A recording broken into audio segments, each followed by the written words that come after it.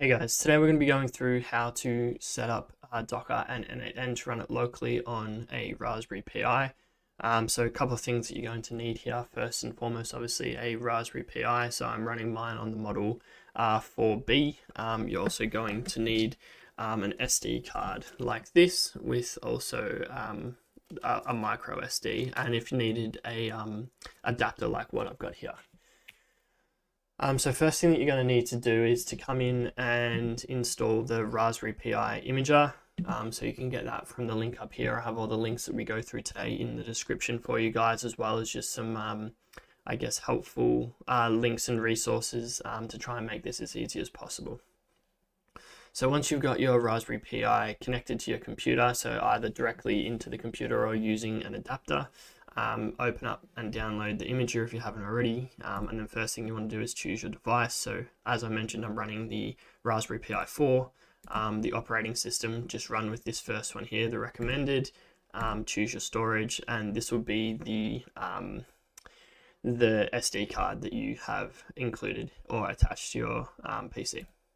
So because I was going through and testing this out before, I'm going to need to basically overwrite information that's on here, but by default, there shouldn't be anything on here that you need to overwrite. So once we've selected all of these, we'll just go next. And then what's really important is we want to then select the settings. So in settings, a couple of things you want to do: set up yourself with a host name, a username, a password. So you'll need to make sure you keep track of these because we'll need these later on. Just for the sake of keeping it easy, I prefer to just keep the username and the host name the same, and then connect to your Wi-Fi if you want to use Wi-Fi, or alternatively you can plug directly into your modem using an Ethernet cable. It just kind of depends on your preference, but for the sake of this, I'm going to run with the Wi-Fi, although my recommendation would be to connect it to an Ethernet cable, but again, good to set up the Wi-Fi as a I guess a backup in case something happens there. And then just make sure you set all these details based on your current location. The next one that's really important in services is firstly to make sure SSH is enabled, and then come down and click on this use password authentication. So that will be required for later, and that will be just the password that you set up here. In the final one, options here, not really anything important. So what we'll do is we'll click save, and then what we're going to do is then click yes. So as I mentioned before, I have existing data on mine, so I need to click yes. And then it will start going through and preparing. So this you can just press format, ignore it, and it will continue to work its magic in the background. So this process will take 5 to 10 minutes depending on your computer. So what we'll do is we'll come back once this is done. Cool, so now that's all done. The next thing before we continue that you need to do is grab the IP address of your Raspberry Pi. So I find the easiest way to do this is just to log in directly to your modem. So the login details for that should be on the bottom of your modem, or you can probably find them online. Then what you can do is basically view all the items or all the devices that are connected to your Wi-Fi at the moment, or to your local network. So for example, for me, I'm on Optus, so I log into my modem, just come over to connected devices, and then what we'll see is something like this. So you can see here we've got test user, which is what I named the Raspberry Pi at the start, and then we've got the IP address there, which you'll need to remember for later. But once we're initially logged into the Raspberry Pi, we can get it again far easier, in case you do forget. So now that we're logged into there, we want to come to our PowerShell. So open up a PowerShell session, and basically what you want to do is just go SSH, the name of your Raspberry Pi. So we named ours test user, and then the IP address. So 192.135.0, 192.168.0.135. And then what you'll get is a question here: are you sure you want to continue? Just put in yes. It sometimes may ask you for a password, and if that's the case, then it's just the password that you set for your Raspberry Pi in the earlier steps. So now that we're connected, essentially what we're wanting to do now is enable, I guess, essentially VNC. So that allows us to access our Raspberry Pi whilst without having to need to add the relevant peripherals like your keyboard, your mouse, so you can remotely log in, view your Raspberry Pi as if you did have those peripherals connected. So the next I guess step we need to do is to enable that VNC. So essentially we're just going to run this command here. So it's sudo raspberry config. And again, all the commands that we run I'll have collated as a guide that you can access. So we'll hit that one. We'll come up to this menu here. We want to come down to interface options and then come down to VNC and then just go to yes. So we'll give that a sec, and now it looks like that's all connected and working now, which is great. Just click OK again, and then just press escape until you get back to here. So now we're going to run through, I guess, this setup not using a terminal like this, but rather remotely accessing it. So we don't really need this for the moment, and we definitely don't need to be connected to our Raspberry Pi. So what you can do is just type in exit, and that will take you back to here. So we'll just minimize that for now because we'll come back to it later. But the next thing that we need to do is then connect via Real VNC. So you can use whatever VNC you prefer. I just use this one. You can come to the website up here. Again, the link will be in the description. And then you just want to download the relevant one for your operating system. So I'm using Windows. So once that's all installed, you can turn on Real VNC, open it up, and this is another instance that I have, but basically you may need to set up an account. So once you've done that, just go File, New Connection, and then this is just the IP address that we put in earlier for our Raspberry Pi. And then you can just give it a name. So again, just for the sake of keeping everything the same, let's just call it test user. Everything else you can leave the same. So we'll click OK, we'll open this up, just click continue. So again, the username is going to be the username that we created earlier, which was test user. And then the password is going to be the password that we set earlier. Cool, so now we're into our Raspberry Pi, which is awesome. Obviously a lot easier to do things visually. You don't have to rely as heavily on terminal commands and things like that if you don't want to. And yeah, as I mentioned before, you can come and access your Wi-Fi here. So what we can see is you've got that same IP address up the top there.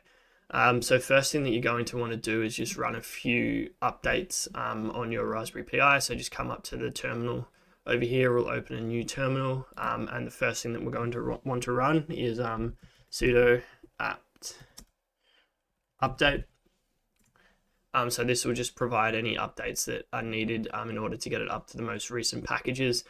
This process doesn't take too long, but you do need to keep an eye on it because at some point it may ask you to basically just confirm or type in yes.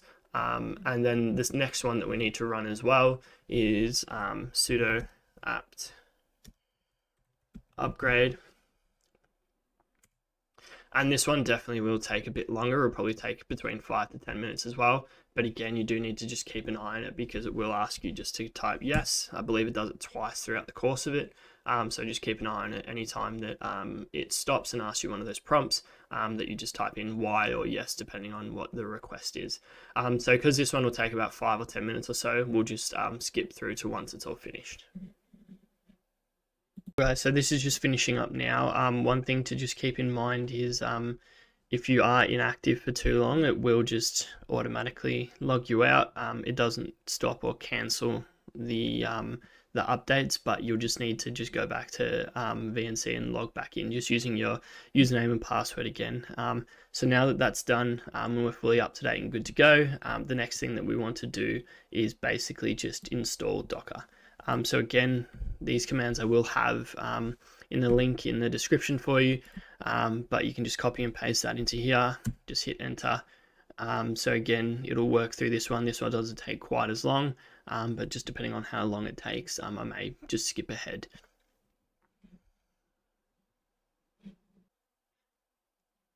Awesome, so that just took maybe like a minute or so, not too long, but now we've got Docker installed. So basically what we can do now if we want is just to double check it's all installed properly. We can run these commands here. So we can see we're all good to go. We didn't have any error messages or anything like that. So the next thing that we want to do is run another command, which basically like just gives authority for Docker to make changes.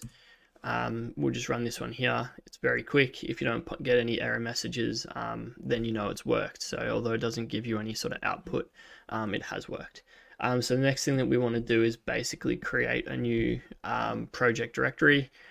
So again, will all be available in the description for you. So just run this one here, click enter. And what we can see is it's created the folder for us and taken us into this folder here.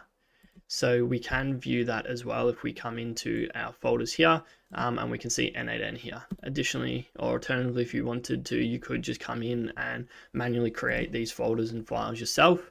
That's, I guess, the benefit of being able to access our Raspberry Pi in this way. It gives us the ability to kind of use it like a normal computer, but we can see that that's now good to go in here, which is awesome. The next thing that we then need to do is create our compose file, which we need to pop into this location here. So you do have options. You can basically manually create the file if you want to. If you wanted to do that while making sure that you're in your N8N folder here, you can run this command here and then manually fill out the file. I'm not going to do that. What I have done and what you guys can do is run a command to basically send the document directly from your computer straight into this folder.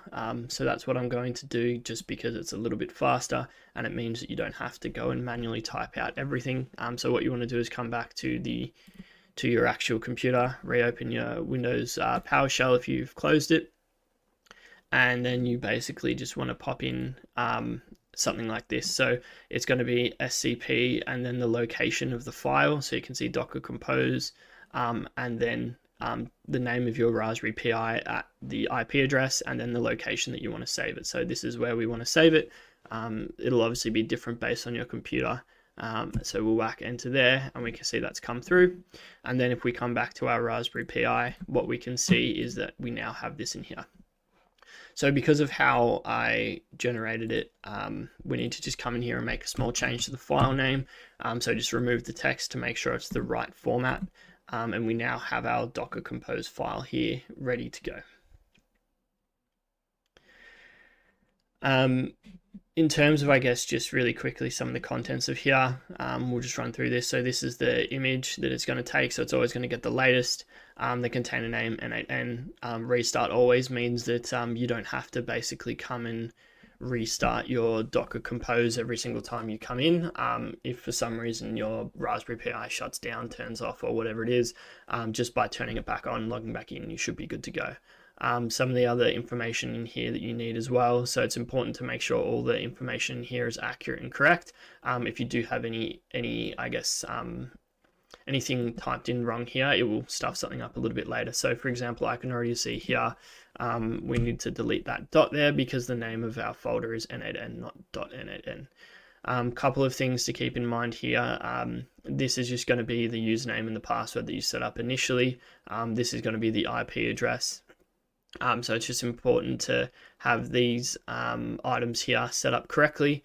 And then if you do or have changed anything in terms of the structure that we've set up here, you need to adjust the volumes or any of the information here. So again, I'll have a like a template version for you guys available that you'll just need to add your IP, your username and your password in there. So we'll just make sure that's saved so that's all correct. And then the next step that we then need to move into is to create our N8N data folder. So again, you can either come in here and just go new folder and create, or you can just run this command here.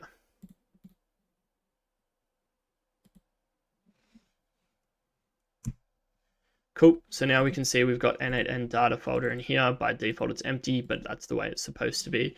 And then the next thing we need to do is basically just allow for the correct permissions and the ability to edit content within this file.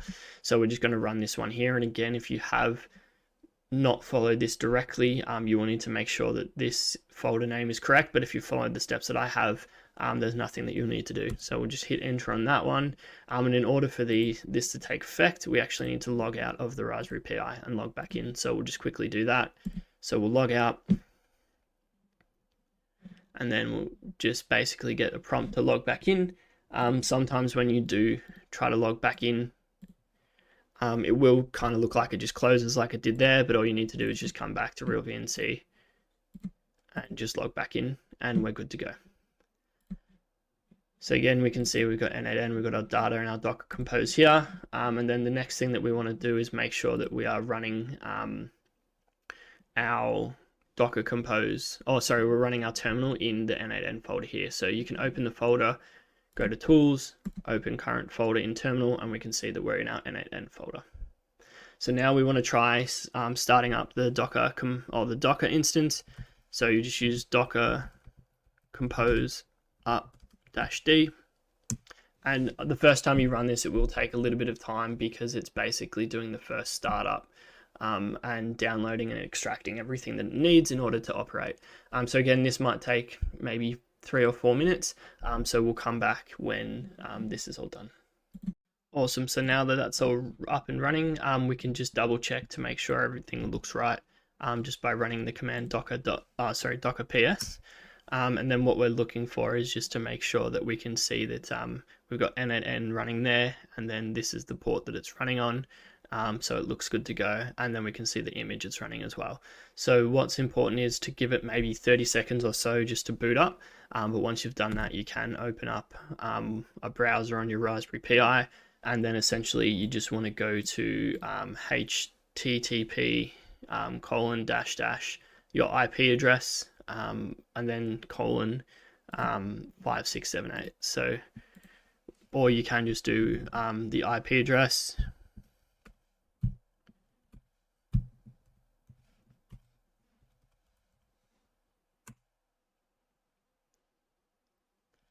and then what we'll see is that it's going to start loading our N8N instance. So because this is the first time we've set everything up, we need to enter in the details and stuff here. So you can enter your own information just for the sake of this. I'm just going to enter a random email address.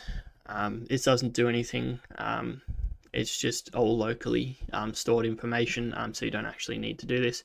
And then you might just go test user, and just for the sake of continuity, I would just definitely keep and use the same password that you have used to set up your Raspberry Pi. We'll go next, and now we're logged into here, which is awesome. It'll ask you to describe the information about your company. I'm just going to randomly select stuff here.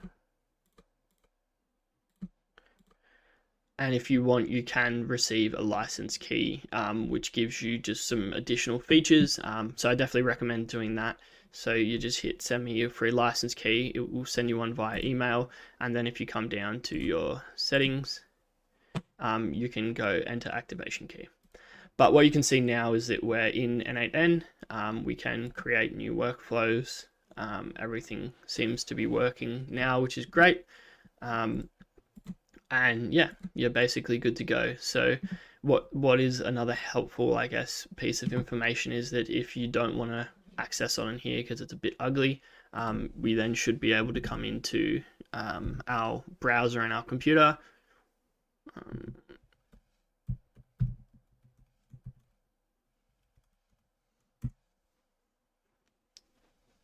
And then we can use the same information that we used before. So I probably should have made it a slightly easier email to remember. But if I just come back to here, what I should be able to do is just go to settings.